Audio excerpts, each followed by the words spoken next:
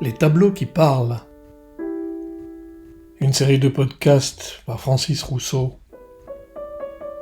Handsome Pitof, 1875-1972. Superstition Mountain. Mais quelle peut bien être la superstition que cache cette montagne maudite, une des plus célèbres du folklore américain? En réalité, les montagnes de la superstition cachent deux légendes.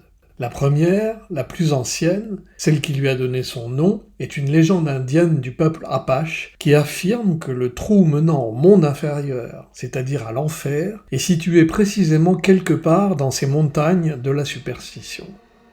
Les vents soufflant de l'intérieur du trou et répandant régulièrement de violentes tempêtes de poussière dans toute la région en seraient la preuve formelle. La légende ajoute que quiconque se trouve devant un trou lorsqu'il se promène dans cette montagne doit éviter absolument de respirer l'air qui en sort, car il enivre le passant jusqu'à ce qu'il perde connaissance pour mieux le faire disparaître dans les profondeurs.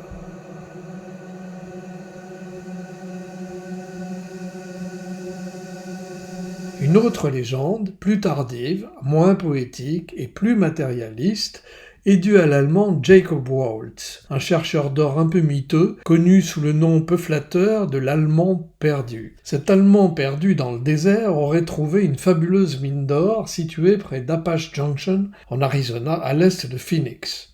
Depuis que cette légende a été connue, c'est-à-dire depuis l'année qui a suivi sa mort, 1892, pas moins de 8000 personnes se sont lancées à la recherche de cette mine mythique sans jamais trouver le moindre filon. Même Uncle Picsou, le célèbre anti-héros de Walt Disney, dans The Secret of the Dutchman, part à la recherche de cette mine et du trésor qu'elle renferme à partir d'une carte que lui aurait donnée Jacob Waltz lui-même. D'une pipe, c'est de l'or, mais oui, je reconnaîtrai l'or n'importe où car c'est ma couleur préférée. De l'or, le plus magnifique de tous les trésors, de l'or. Tout est à moi maintenant. La couronne perdue, la couronne de Gengis-Khan.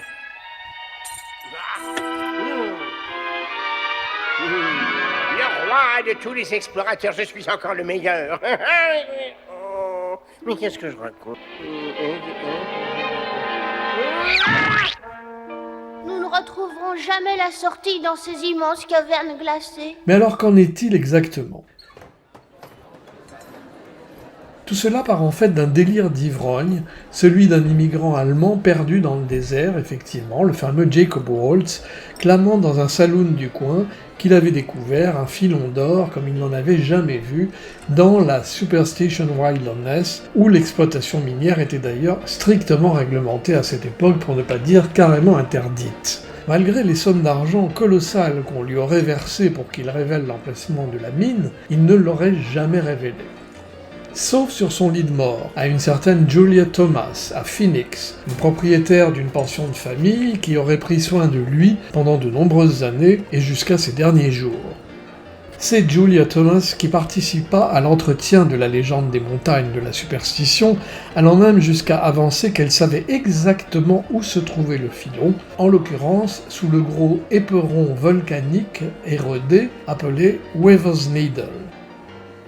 En tout cas, personne ne l'a trouvé là non plus. Délimitée par l'US Route 60 au sud, la State Route 88 au nord-ouest et la State Route 188 au nord-est, les montagnes de la superstition, qui sont bien jolies à regarder, sont surtout aujourd'hui une destination de randonnée et de marche à pied.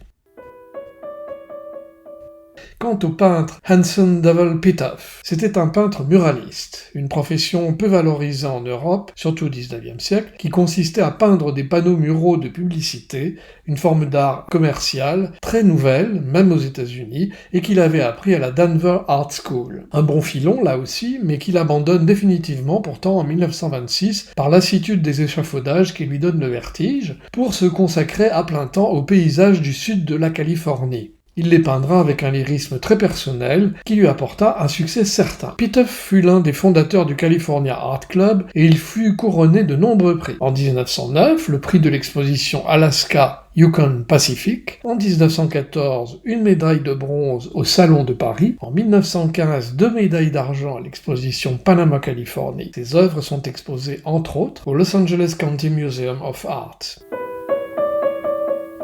Filon d'or ou pas, porte de l'enfer ou pas, ces montagnes de la superstition finissent tout de même en numéro 13 des tableaux qui parlent. Bouh!